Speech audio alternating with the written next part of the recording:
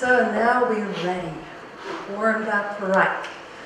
And this morning we're going to take a look at the place where we are. The title of the morning session is Findhorn, Findhorn Foundation, 50 and Flourishing. And we have three wonderful long-term members of the community with us this morning who will share with us both some of the depth of the history of Findhorn and also some of the lessons learned and where Findhorn is today. And one of them is Hollander, who's been here since the 70s, has raised a family here, has started the Steiner School here, has also been deeply involved in the Findhorn College. And she's going to be speaking about the developmental history of the place, also about the eco-village developments here, and about the liaising that's happening currently with different universities from Findhorn.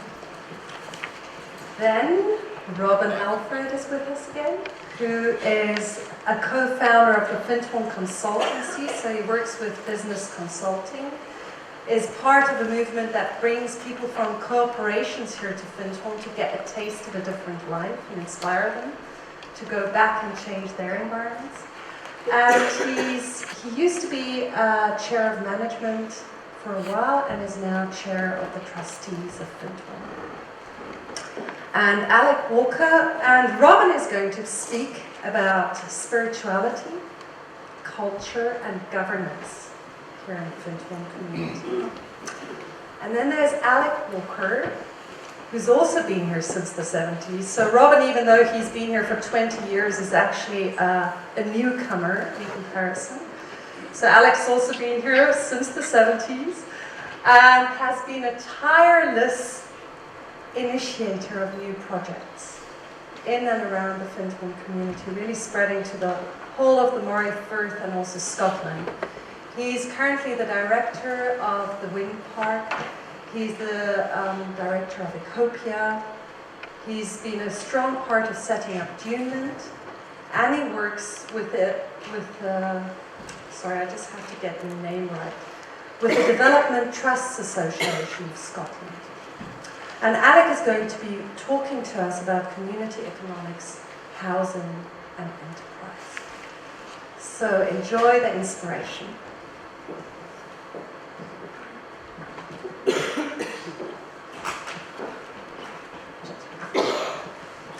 Good morning, everyone.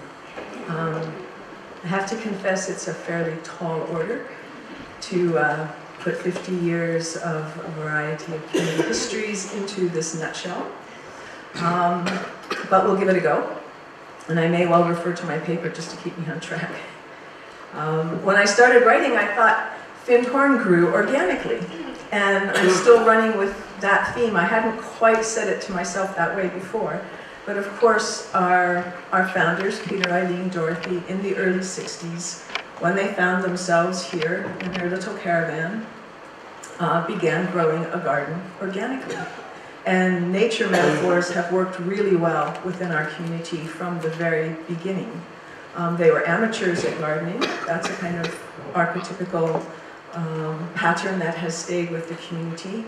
And it flourished and was very diverse very quickly. Through their own hard work and commitment, but also through their accessing a quite deep, intuitive, spiritual, small voice, God connection. They use the words God or beloved. And they each did it in very different ways. And they attracted people who also were interested in co-creating with the intelligence of nature and opening to a new world. This is the early 60s, mid-60s. You know, the whole planet was opening to very new awarenesses, and there was a great deal of conscious awakening going on. And the three here, who were then in their mid-40s, were participating in this sort of planetary unfolding, this planetary impulse. So what is there? Yes. So, with much idealism and great inspiration and hope, and not starting an intentional community. We did not start as an intentional community. The community is one of the expressions of that sort of core planetary evolutionary impulse. And we see it as a really good one for personal development and self-realization. You learn a lot by working closely. I'm sure all of you, if you're communitarians, or even faculty, you learn a lot about yourself by working with other people. In fact, it's perhaps the way to learn. So community has been a project here as an expression of our wish to align with the evolutionary impulse, which some people may call God or Buddha mind or any other. And we were a community for over 10 years with people just drawn here. Caravan site's a very convenient place to start a community, because people can easily join in and rent another caravan or rent a site, bring a caravan. And it wasn't until the early 70s that the Findhorn Foundation itself was created, due to the requirement of publishing and needing to own land. We were gifted a little retreat house on Iona, which is a sacred isle in Scotland, and we needed a more robust form to hold it. So the Findhorn Foundation was created in response to the need, and quickly grew in the 70s from a handful of people in 71, 72, 70 say, to 300, 350 when I arrived in the mid-70s, with lots of activities, all under the umbrella of the Findhorn Foundation, and Flourishing. And in order to do that, we also expanded in property. Now, as it turned out, Peter, Eileen, and Dorothy were managers of this beautiful hotel in Forres, just 4.5 miles away up on the hill, Cluny Hill, and had been fired there for some of their more eccentric activities, but had brought that hotel up to quite a high standard, and were told from their inner wisdom, inner guidance, that they would return. So when they first landed at this caravan park, they thought they might return quite quickly. But in fact, it was 13 years later when the community was able to buy the hotel and use it as one of our educational facilities, because by then the educational programs were beginning to flourish, and we needed housing. We also were able to acquire the property next door, Culern, and start more organic growing there. A house in Findhorn Village for more accommodation. And some sister communities started to sprout around the place by the late 70s. Newbold House was founded as an independent trust eventually. We were able to become caretakers for the Isle of Alfred on the west coast of Scotland, very near Iona, very dear to my heart, for I lived there for 6 or so years. Learned my basic sustainability lessons on the Isle of Alfred, raising a young family there. So with all of that expansion, we started out with strong leadership from Peter Caddy, but he already by the early 70s was delegating to a core group and handing management responsibilities wider, and had a strong vision for the way forward was group consciousness, not one strong leader, but wisdom in a circle. So he practiced that through cultivating a core group. But nevertheless, there were lots of young people, lots of enthusiasm, lots of turnover in the 70s. And by the time Peter left in the late 70s, we didn't have the management structures to handle all the diversity that had already become established, and found ourselves in quite a lot of debt, which is, of course, another brilliant learning experience. Community is a learning experience, and overcoming debt collectively. Peter and Eileen and Dorothy and other individuals were brilliant, what we call manifestors. Found, miracles happened, things showed up. But to do that collectively means you have to really hone in a high purpose and together. And that's a learning curve. I think it's a learning curve for us on the planet. It was a learning curve for our little community here. And one of the brilliant solutions to this great difficulty was that we should purchase the caravan park. So rather than rent all the different patches and plots that we had all over the place, we could purchase the caravan park and have a viable business in the holiday park. So a major fundraising campaign arose in the early 80s, and we had this build the planetary village. The eco-village word hadn't been invented yet, but we had the think global, act local, and changed our identity from a kind of university of light, and we were all students passing through the lessons quite quickly, to becoming more of a settlement. And how would you live responsibly on the land? How would you build a sustainable settlement? I'm not even sure we had the word sustainable yet, but we definitely had, with the intelligence of nature in a harmless and non-aggressive way, how can people live on the planet as a core impulse for this purchase the caravan park and work with a sustainable settlement. So that went successfully well, and we were able to raise most of the money. We were able to purchase the caravan park and begin a whole different attitude to how the community should progress. Again, having to be in a different mindset than students through courses, but the whole business enterprise activities flourished, and more activities were active here, and they didn't all fit comfortably within the Findhorn Foundation, nor did the Findhorn Foundation feel that it was the best umbrella organization for every conceivable activity that all these creative people wanted to invest their life force into. So through the 80s and the 90s, with quite a lot of stretch and stress, a wider community became alive around the Findhorn Foundation. And it's still an active dialogue. How does the foundation, which is a very tight and has now focused primarily on educational work, which Ron and others will discuss, and the wider community, which also aims to live the practices. You know, our core practice of spiritual life as a daily practice,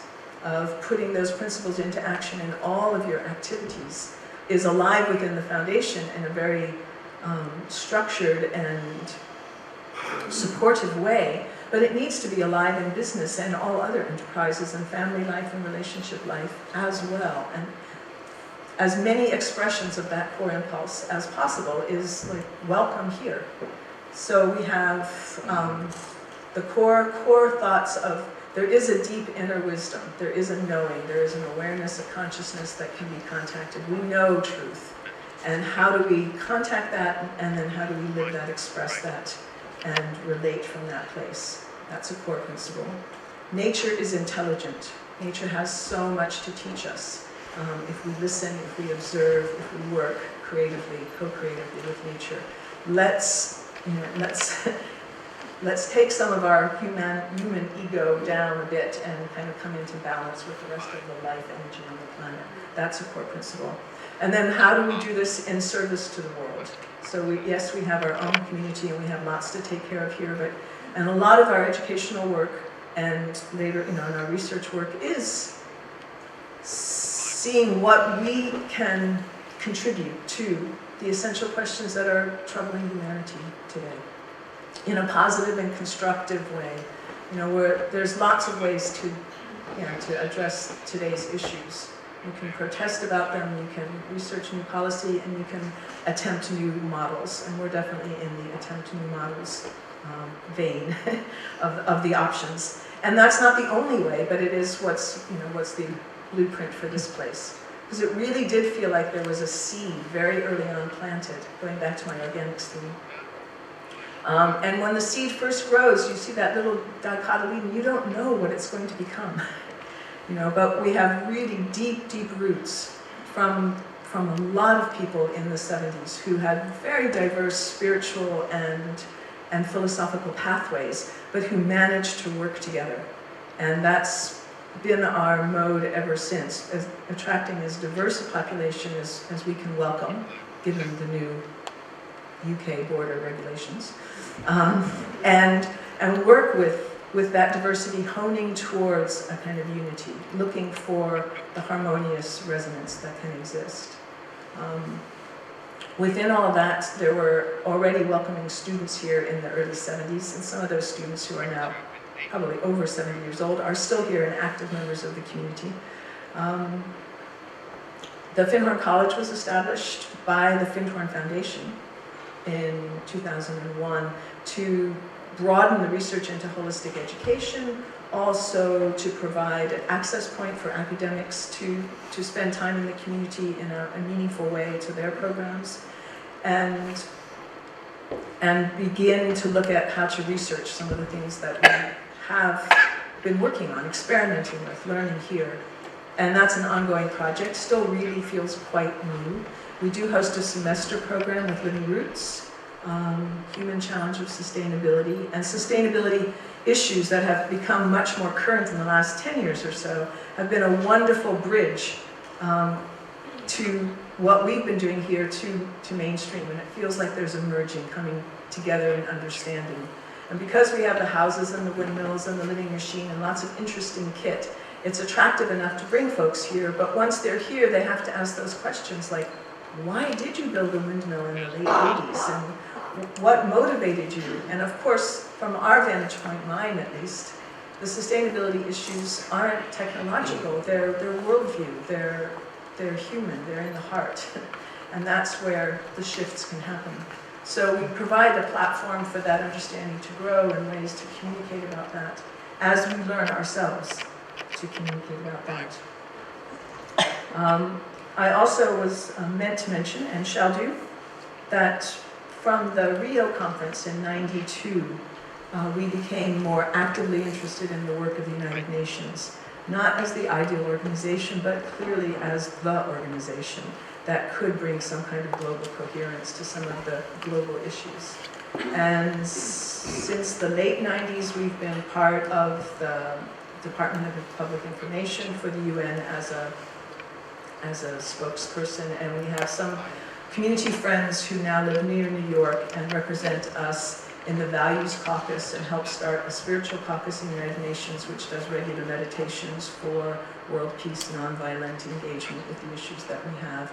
And often there are key community members, possibly all three of us, have gone to some of the public information conferences, and others have gone to offer workshops on some of the things that community members are good at, like water remediation is a strong suit for quite a lot of community members.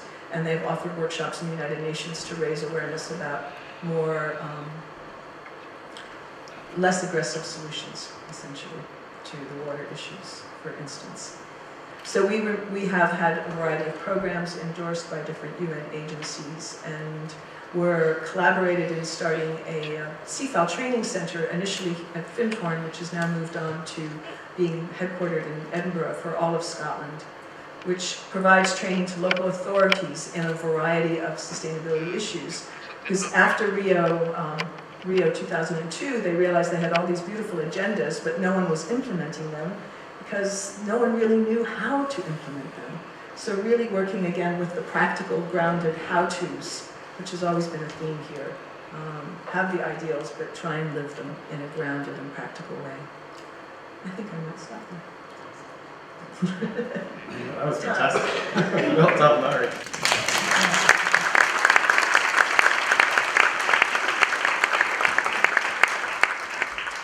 So Larry's given a very brilliant, I think, and succinct flow through 51 years of the history of this place. And in a moment I'm going to speak about spirituality, culture and governance, which are big themes.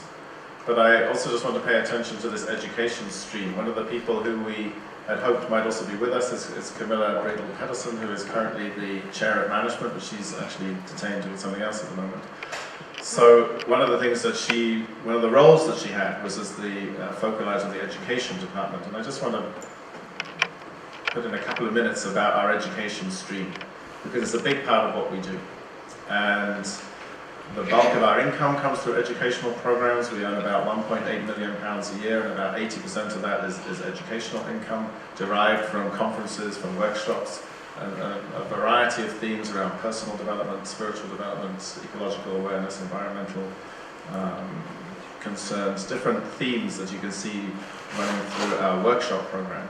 And that's been very successful, very stable. It's been very interesting, but our income has been kind of level for quite a long time. Little bits of peaks, little bits of chop, but not so much. Basically a kind of flatline income stream, which is relatively unusual in organizations. So I think we've done very well to maintain ourselves and be relevant.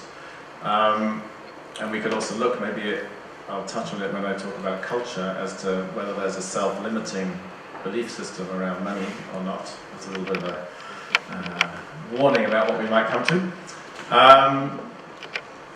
But we've also very consciously recently wanted to diversify our income streams and also our profile for who comes here and where do we go, in reach and outreach, we might say. So historically, this has been very much a place that has catered for a particular clientele, and we might say a particular kind of white middle class clientele. I think it's reasonably fair to say that. And in the last, and for a particular kind of bracket who are interested and have the capacity to travel to northern Scotland and do these kind of educational programs. And more recently, we've set up a very innovative program called Building Bridges, which is really trying to bridge into different partnerships, different worlds, different sorts of people who can come here. As Kosha said in the introduction, I particularly focus some of my energies on bringing some of the corporate world here, and we can talk more about that if you have particular questions about what that looks like. Well, we run sustainability programs here, we run conferences for ethical and sustainable enterprises. We have partnerships developing with business schools and Forum for the Future, which is a particular NGO that works around sustainability questions, also with the UK government. So that kind of strand is developing. But alongside that strand, we're also branching more into disadvantaged groups, working more locally, also working in schools locally, but bringing people who are recovering from alcohol or drug addictions or have disability challenges, people from inner city schools in London, a broader variety of people coming here and raising money to enable that to happen, and also using a principle of kind of cross-fertilization, taking the money from people who have it, often in the corporate world, to support people who don't have it, to come through bursaries or other kind of funding regimes. So we're at a very exciting time, I think, in our educational development, to really broaden the range of people who can benefit from immersion in this place.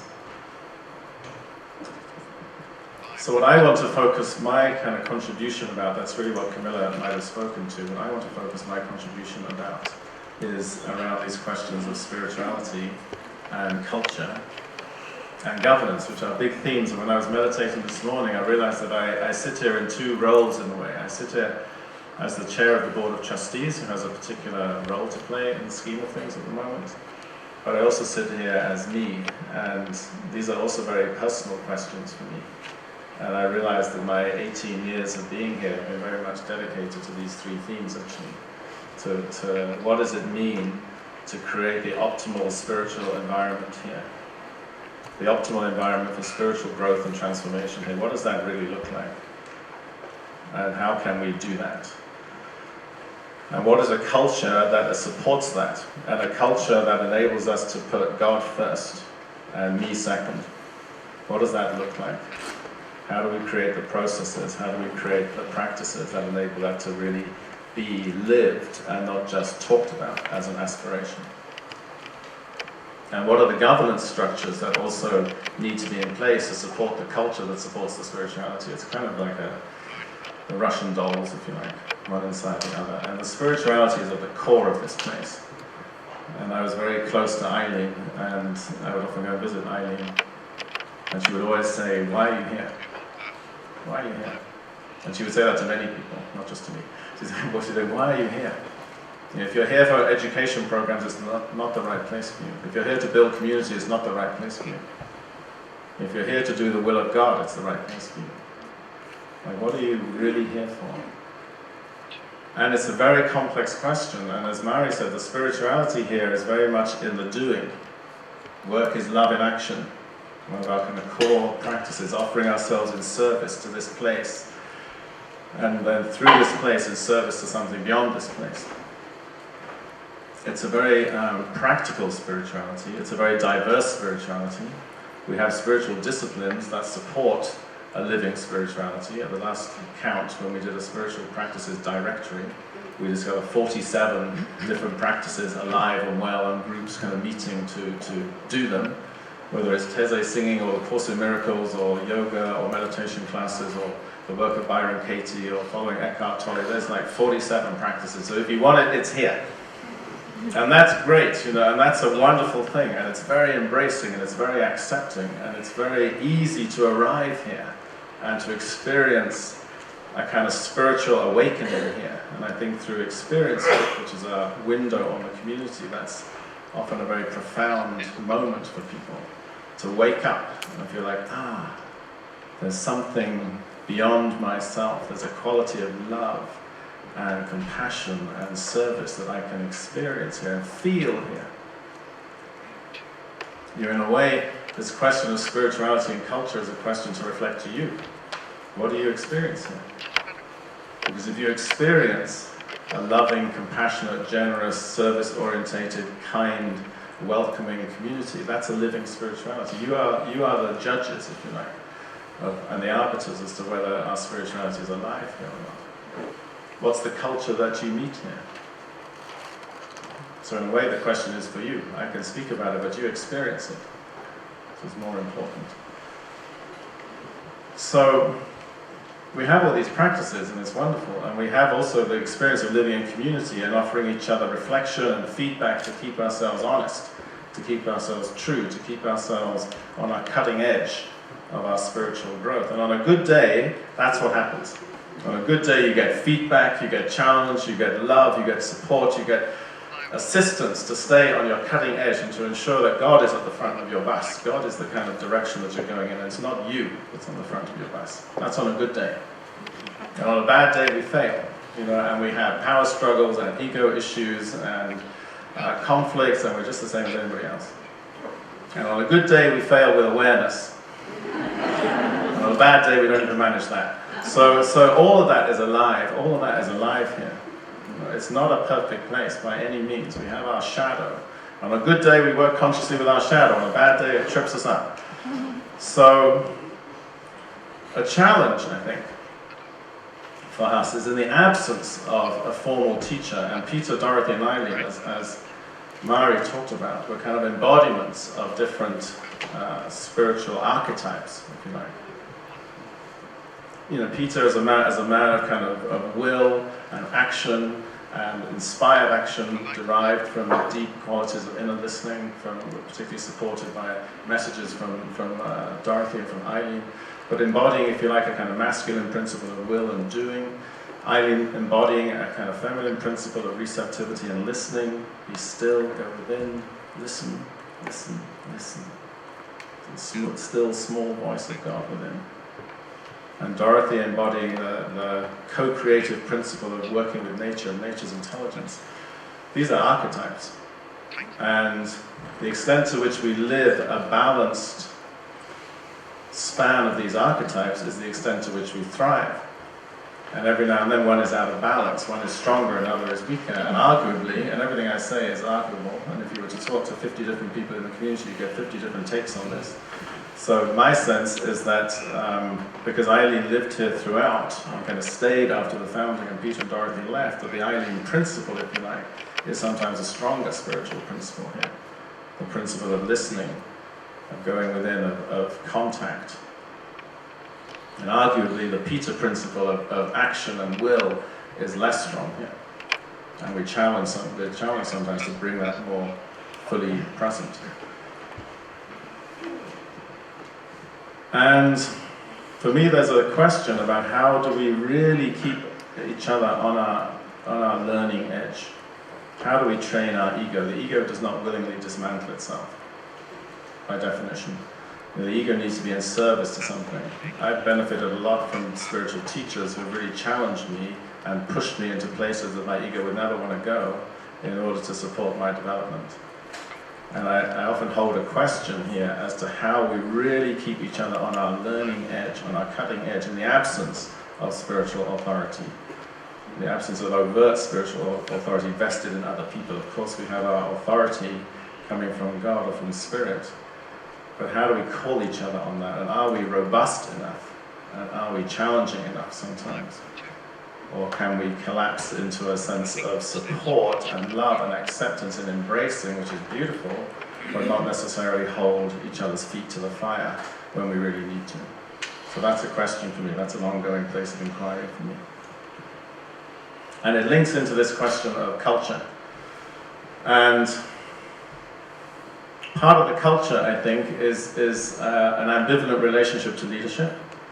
We call for more of it, and we resist it when it comes. We're not alone in the world in that. We went, where's the leadership? Where's the leadership? But we didn't want you to lead like that. We wanted you to lead like this. So I think we're a bit ambivalent about leadership and hierarchy. You know, sometimes we feel we want hierarchy, but we're also nervous of hierarchy. And if you could put up the slide, no, not that one, that one. I'm not going to attempt to take you through spiral dynamics as a whole kind of crash course in culture. But how many people actually have some familiarity with it? Maybe you could just raise your hands. Okay, that's what I thought, quite a lot. And it links a lot to what Robert Gilman was talking about yesterday. So I'm just going to very briefly give you a snip of it, and then I think it helps explain or could be a guide to cultural questions here. So the bottom slice, the bottom third of this, broadly equates to what Robert was talking about yesterday. It's kind of tribal culture. The middle tranche broadly equates to what he was talking about as empire, and the upper echelons, if you like, from green and above, broadly relate to planetary era, planetary culture. And the spiral is simply a way of attempting to it's very much empirically driven, and it's an attempt to show how worldviews, cultures evolve over time, in individuals, in groups, in organizations, in communities.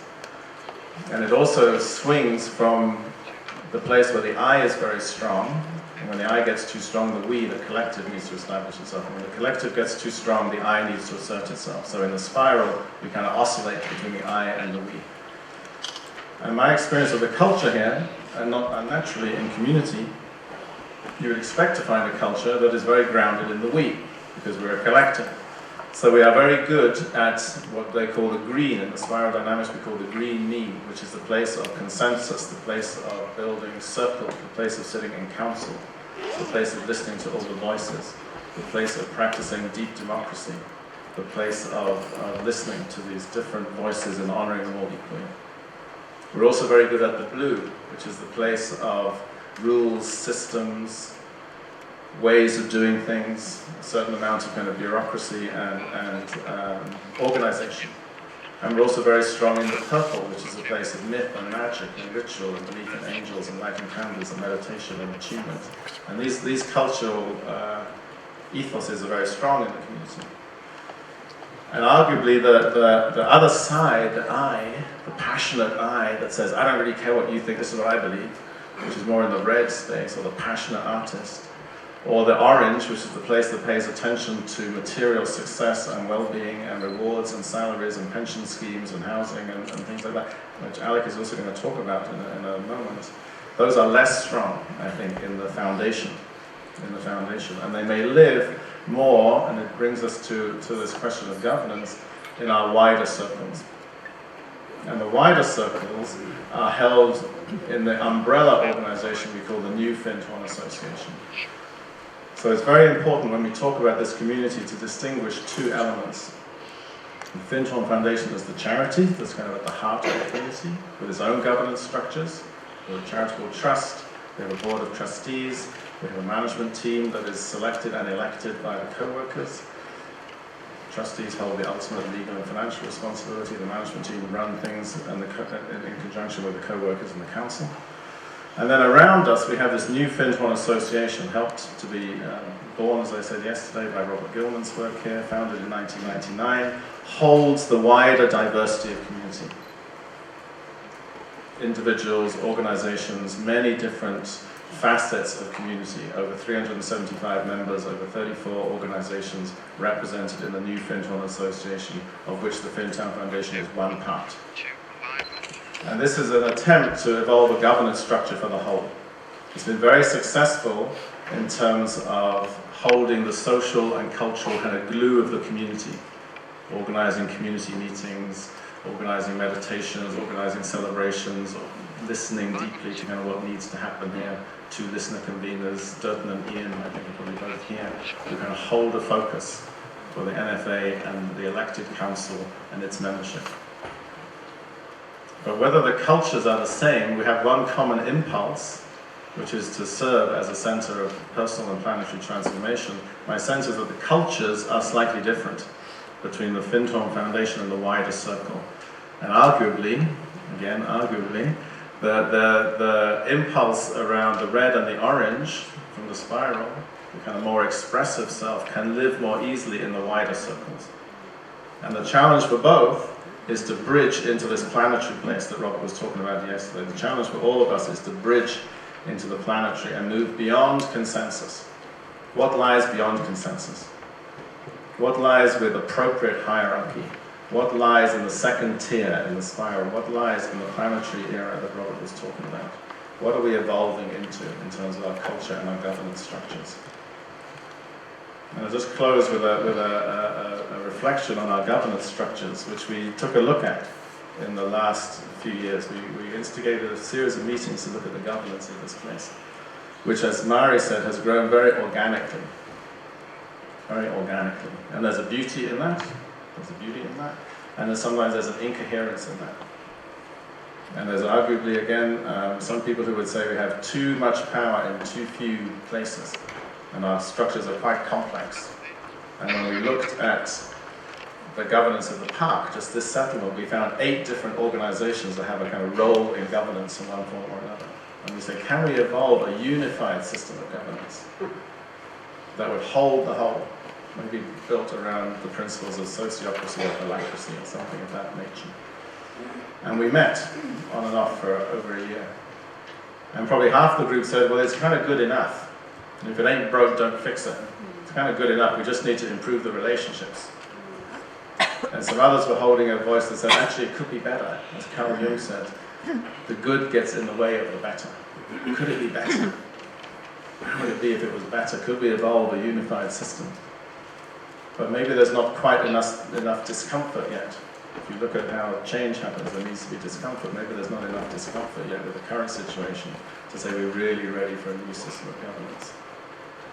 But what inspires me at the moment is the quest to evolve into the planetary era, the quest to evolve into the second tier, the quest to go beyond consensus, beyond greed, in our governance structures, in our culture, and in our living spirituality also.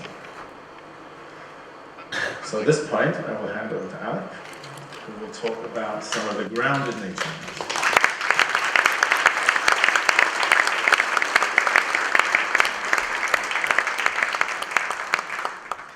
Thank you very much, Robin, for that wonderful talk, and which leads directly on to the topics that I'm going to cover. First of all, I should say that for those of you under 40, I am at Alec Murray.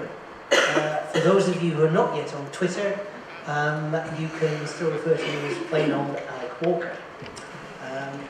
The topics of economics, enterprise and housing are what I'm going to cover. And if we have a little time at the end, I'll also put, I hope, that in something of a historical and national context. And as we'll see, these topics in the context of our community tend to have two sides of the same coin. There are strengths and weaknesses, in other words, which I think I need to refer to. To begin with, perhaps rather unexcitingly, I'd like to get clear about definitions, and following on from what Robin has said, as you know, we've got the Findhorn Foundation, the most dominant and prestigious organisation in the community, and then a wide variety of smaller organisations around that. Now, it's very important for me to be clear with you that I'm talking about the whole picture when I give you numbers and statistics, and there won't be that many of them. I do mean the community as a whole, not just the Findhorn Foundation. On the economic side, there was a study done a little over 10 years ago now that said, perhaps to our surprise, that the impact of the community as a whole on the local economy of Murrayshire was about £3.8 million per annum. And it was supporting something of the order of 300 full-time equivalent jobs, which was certainly bigger than I was expecting. In the 10 years subsequent to that, we've seen a very significant growth in the community as a whole. The foundation itself has remained at roughly the same size, but the community as a whole has now, there are various numbers bandied about, there are certainly more than 600 adult members. I've even heard some people saying it's as high as 750. So our impact on the local economy has, without question, significantly increased during that decade, at a time when the local economy itself has shrunk in part due to the global recession, in part due to the closure of the huge RAF base that was our neighbour, and which has been replaced by a much smaller army base. So the impact of the community on the local economy is that much greater, and the profile of the community within the local area is that much greater as well. But of course, there's another side to that coin. We're not immune to ordinary economic processes, and we've had one or two fairly high-profile failures, stroke, embarrassing financial situations recently, which have become much more of a public affair than they might have done 10 years ago because of the nature of our profile in the local area. Now, who are these organisations? Well, some of them are pretty visible and obvious to you. You'll see the windmills, which are run by Findhorn Wind Park Limited. You'll have seen the Phoenix Shop. You'll have seen the Holiday Park.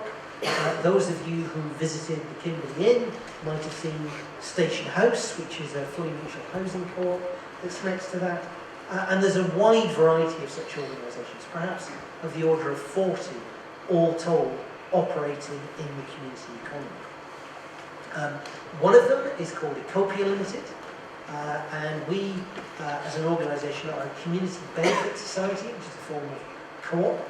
We raise funds to reinvest in community enterprises at one point or another, and there's about £1 million of community members and supporters' money invested through that one vehicle. So you can see that things are moving on, and we're looking at future growth in both the wind park, in the shop, and various other organisations. I would guess that we're looking at least another £1 million being invested in those and other projects over the course of the next 2 or 3 years. For those of you who don't have the kind of largesse to support that kind of investment, I'm grateful to Jonathan Warner, who yesterday mentioned our local eco-currency in his talk, and you can certainly pick the currency up both in the foyer or for myself if you want to support the economy in a small way. Robin mentioned some of the tensions that are involved in this extremely diverse set of circumstances. And it's true. I think a lot of our individuals and organisations exist now in a state of permanent semi-confusion about what the structures are by which these different bodies relate to one another. And I'm not in the least bit interested in deliberately creating difficulties for ourselves, but I have to say from a purely personal perspective, although the community has now become much, much more complicated to explain and describe to you, it's a much more interesting place to live in. And because of its diversity and because of all these many different interrelationships, which can certainly be challenging, but then, as Robin has also said, really that's part of the curriculum. As far as enterprise is concerned, we are, I would like to think, an enterprising community. You can see the fruits of that in the diversity of architecture, the diversity of business around and about you. And I don't think I need overemphasize that. On the other hand, there is a weakness here as well. This is a difficult part of the world to set up a business. Local wage rates are probably the lowest anywhere in the mainland of the UK. We're distant from large markets, and many of the new businesses that have been set up over the past decade are actually micro-enterprises which are effectively sole traders, maybe employing up to 2 or 3 people. We've actually not created many new large businesses over the last 5 or 6 years, which is, again, possibly a reflection of the wider national economy, but there are difficulties that we face, and I don't want you to go away thinking that this is a paradise to set up a small business. It's quite challenging. So those are some of the issues in terms of economics and enterprise.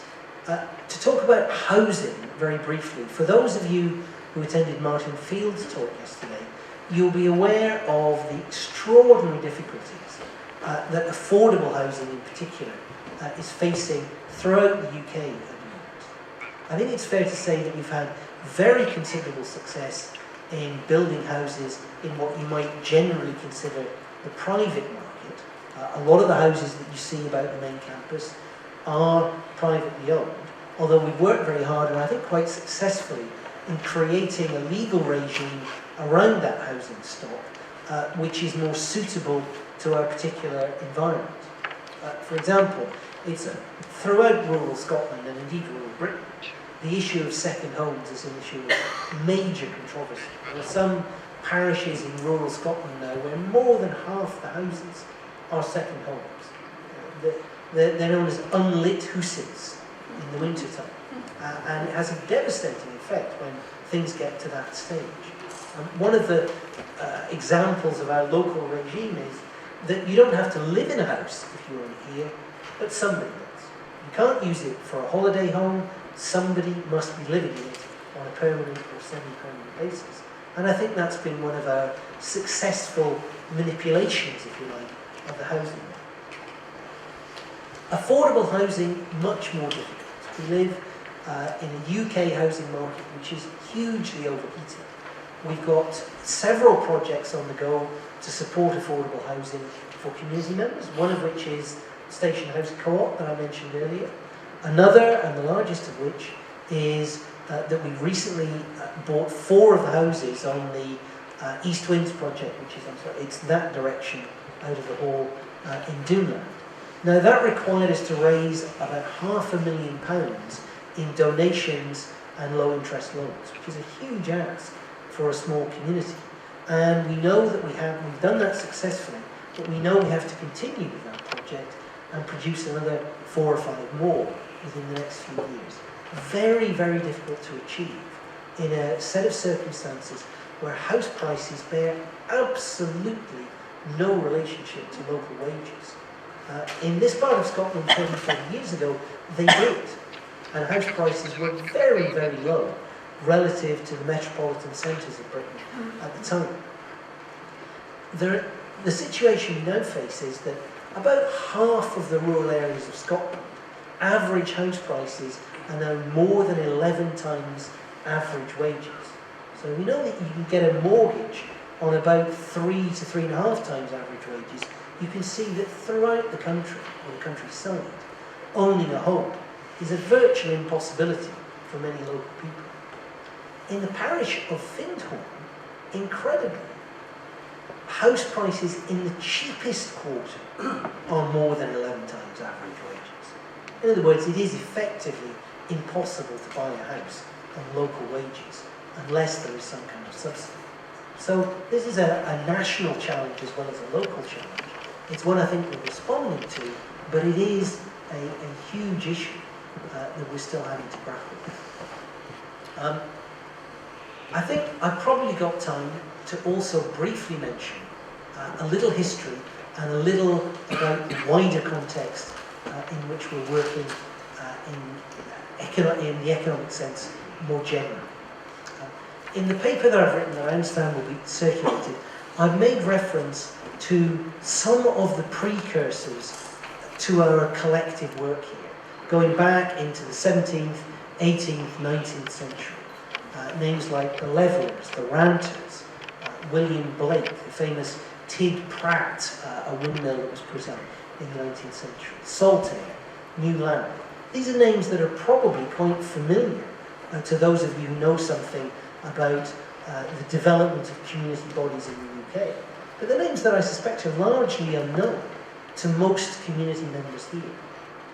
Certainly when I came here, we saw ourselves at the start of something new and exciting, a new age, a new vision for society, and spoke a lot about that, which was tremendously inspirational to be part of, but I think we didn't really pay attention to some of our roots, some of the work that had gone before us, which perhaps had not really achieved a great deal in the long run, but as Martin Luxford said in his talk the other day, these are seeds which may fall into the ground and go quiet for a while, but when they come up, they start again, perhaps stronger, perhaps a new way.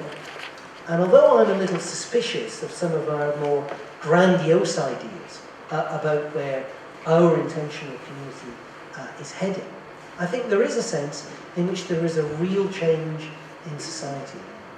There are now more than 200 community organisations in Scotland.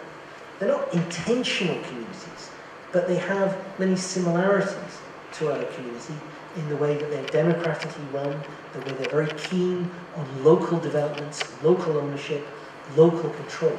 They are geographical communities, and they certainly don't have a spiritual intention behind them. But they have gone quite quickly from being almost non-existent to being a genuine part of the political process within Scotland. And only just recently, the Jimmy Reid Foundation, and I'm talking a couple of weeks ago, produced a document about what they call the Common Weal. It's a Scots expression, effectively meaning Commonwealth. It's two words. The second one is W-E-A-L, if anyone wants to Google it. Talking about creating a future for Scotland based more along the kind of social justice, economic justice, the kind of patterns that are much more prevalent in Northern Europe, and particularly the Nordic countries, than they are in the UK. And it has suddenly hit the political agenda, and people are talking about it.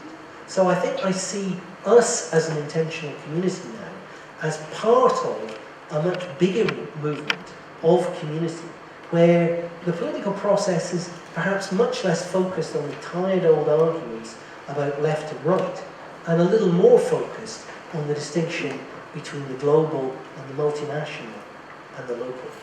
Thank you very much indeed.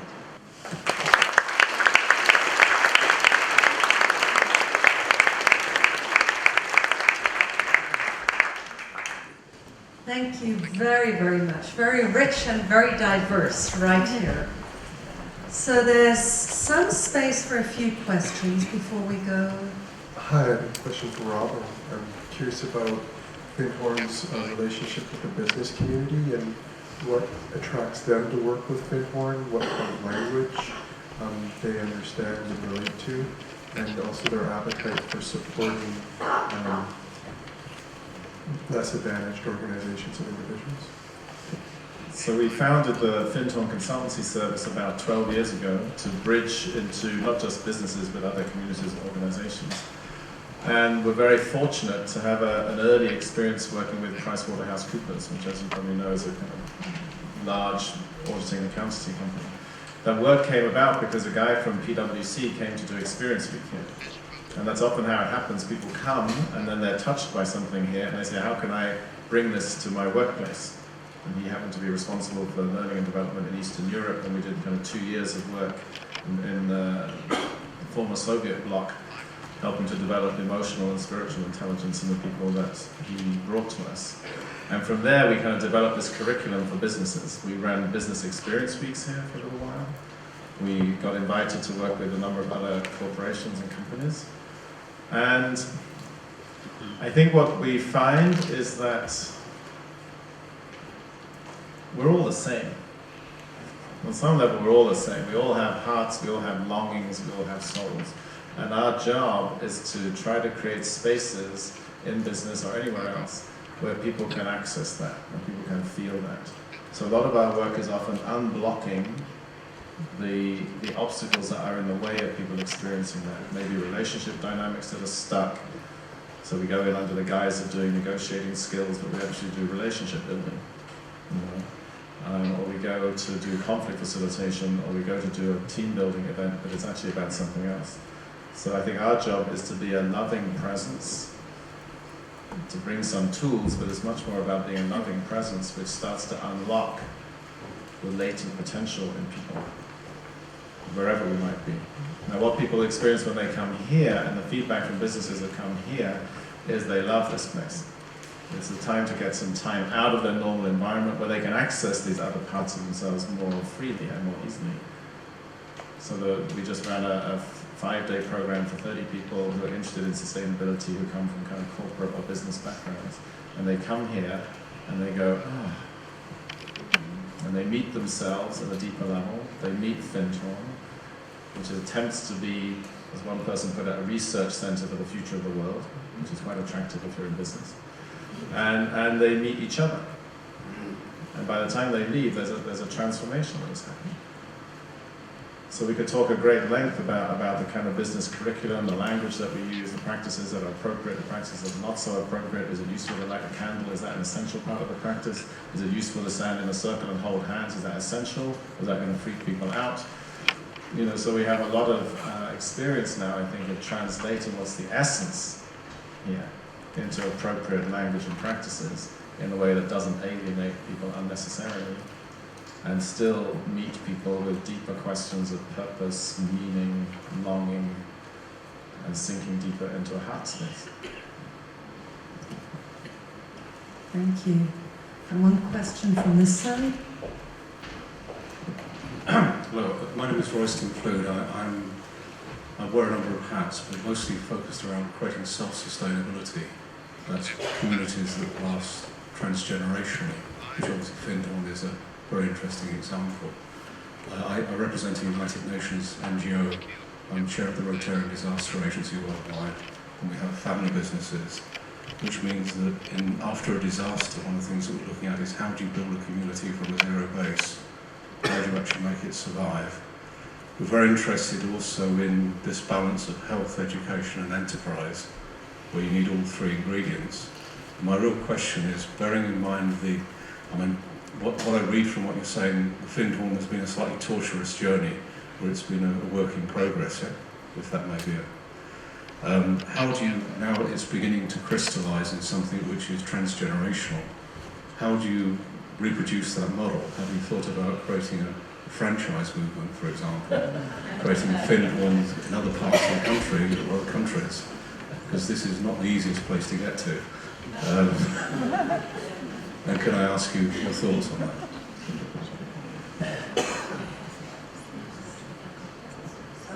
I think I'd like to start by saying that whilst the Findhorn model has a great deal going for it, it's maybe a difficult one to use in those circumstances. I mean, I've been fascinated by the difference between the growth of the intentional community movement in Scotland, which I would say is probably roughly in the same place it was 30 years ago, and the growth of the broader community movement, which I probably don't have a lot of time to talk about now.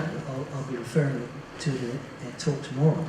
But we've gone from a situation where it was believed that there might be half a dozen genuine community organisations based in Scotland to a situation where there are already 750 community organisations signed up to 5 different intermediaries. And I think that's been a movement which is in part informed by knowing about successful intentional communities, but is community light. It doesn't require the same levels of social capital that are built up over long periods of time in intentional communities. So I think that we're here to provide inspiration. I'm not sure that we're an easy model to pick up and put down somewhere else. I think, as perhaps been hinted at by some of the things that Robin and Mari have been saying, an intentional community is a fantastic place to learn about who you are, how to be a better person, and to change the world in a positive way. It's not always a great place to get things done quickly.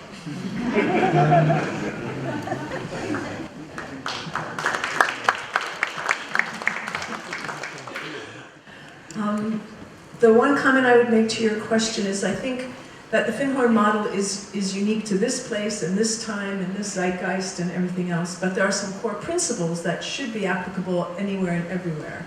And that goes back to the core of do it for the greater good, you know, that sort of do it with the intelligence of nature and the locale and the ecosystem that you're in, the bioregion that you're in, really learn from what is there and how can you live harmoniously with what is there and what's the historic story for what was there. And what is the inner wisdom of the people who lived there before, the indigenous peoples and the people that are needing whatever, you know, the new settlement. What can we do to bring those people together because they know their needs and they probably have creative solutions and often really enabling from the ground up would be, and those are the kinds of, and not being limited to professionalism or past histories, just really allowing the moment to give the creative spark. Those would be kind of core things that we've started from and hopefully, reignite at regular intervals. And that should be applicable in almost any situation, but not our particular growth pattern, because that's way too bizarre. Yeah. Just one other sentence, that Findhorn's many things. One thing that it is an eco-village, and there is an eco-village design education curriculum, which has many of these core principles in it, which is now run in 35 different countries all around the world. Kosha is the president of the Global Eco-Village Network that also works a lot with the Eco-Village Design course and guide education representatives. May East and other people are here who can also speak at length and at depth about the content of that curriculum, so that could also be helpful.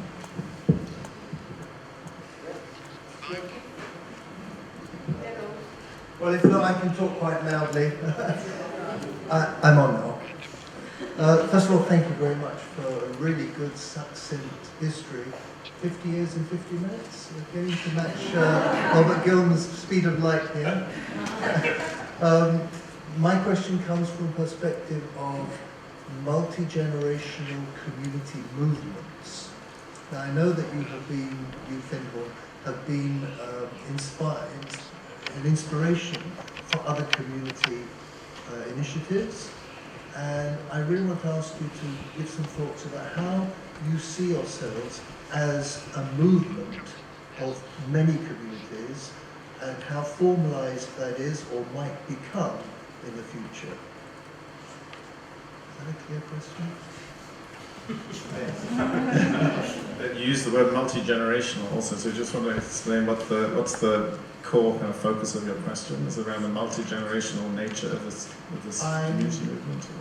Yeah, I see intentional communities today. We have a number of examples of multi-generational. You are that 50 years you have to be, pretty much. And that are movements with many, many communities. The kibbutz movement is only one country, 270.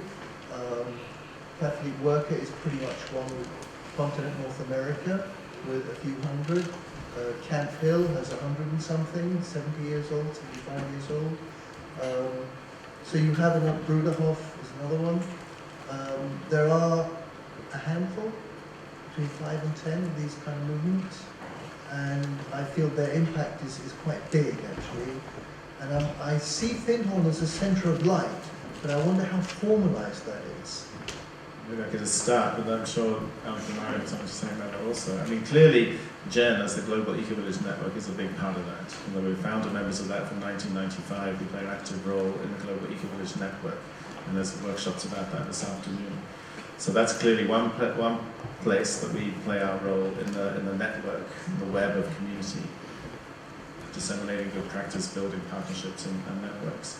We're also part of something called the Holistic Centres Network, which had its last meeting here, or the meeting before last we hosted here, and we're actively involved in that, which is not necessarily eco-villages, although some are, but they're also what they say holistic international centres. We're going to work with holistic principles, so we're part of that network. We're clearly part of the ICSA network.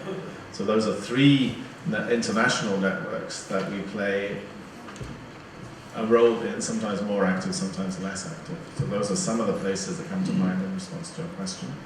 Maybe you have...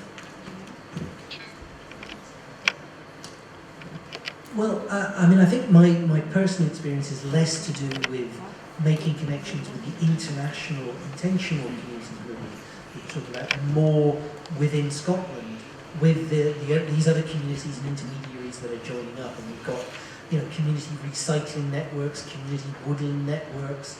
The Development Trust movement is more the kind of generalist of it, the community transport network. And we recently had a day in Hollander, which is the Scottish Parliament, where all these bodies came together in the main chamber and so on, and had a discussion and debate about what we were all doing here. I'm not sure it did much in a practical sense, but it was symbolically important in terms of community ethos being seen right at the literal rather than metaphorical heart of government. The thought that arises for me is we see ourselves as a space for personal and planetary transformation, and it's really our work, our particular work, certainly within the foundation, is one heart at a time, and having that person go and then follow their impulse. So we don't give our attention to movements that much, or it's really enabling each person to find their transformational core, their truth, their contribution, and amplify that, encourage that, support that, and allow that. So there is quite a broad network of influence, but it's not up there. It's kind of just working at the grassroots, and that happens to be what has been our approach, and probably will continue to be.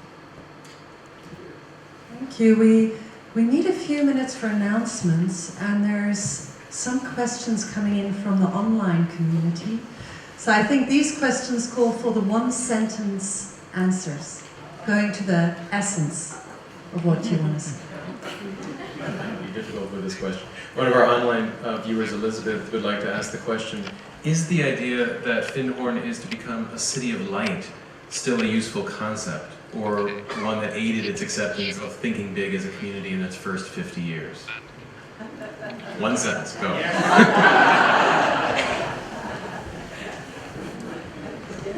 Yes is a good answer. I would also say yes.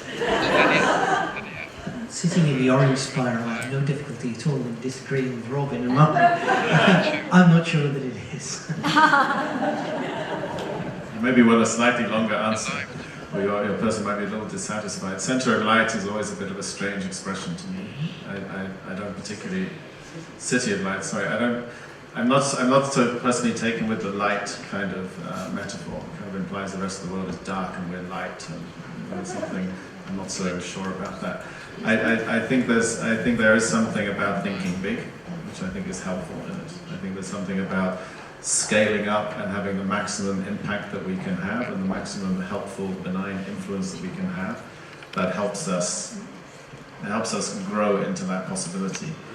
I'm not sure it's so helpful as a metaphor in terms of size, physical size. What does it mean to be a city? Is it a city here? Is it a city of networks around the world? I don't know.